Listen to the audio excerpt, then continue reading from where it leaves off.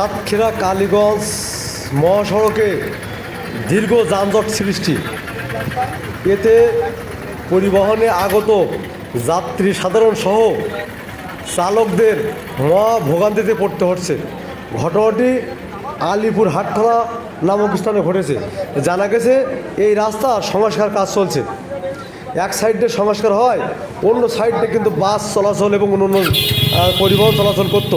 সেখানে একটি বড় গর্ত হয়, এই সকল গাড়িগুলি ওই গর্তের জন্য যানজটে পড়েছে।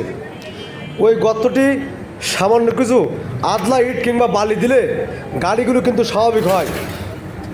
ঠিকাদারি প্রতিষ্ঠান সেটি কিন্তু খেয়াল করছে না, যে কারণে এই যানজট সৃষ্টি হয়েছে। স্থানীয় আলিপুর ইউনিয়ন বিএনপির সভাপতি রিজাউল ইসলাম জানান, ওই রাস্তাটি যদি ওখানে বালি কিংবা ইট দেওয়া হয় তাহলে সুন্দরভাবে বাস, মিনি বাস, ট্রাক, মাহিন্দ্র নিয়ম মাফিক চলতে পারবে। এতে যাত্রী সাধারণের কোনো ভোগান্তি হবে না, তদ্রূপ রাস্তার কাজের কোনো বিঘাত ঘটবে না। দেখুন, দীর্ঘ সময় এইভাবে যদি যানজট সৃষ্টি হয় তাহলে মানুষ গন্তব্য কীভাবে পৌঁছাবে, আপনাদের সকলের দৃষ্টি আকর্ষণ করছি।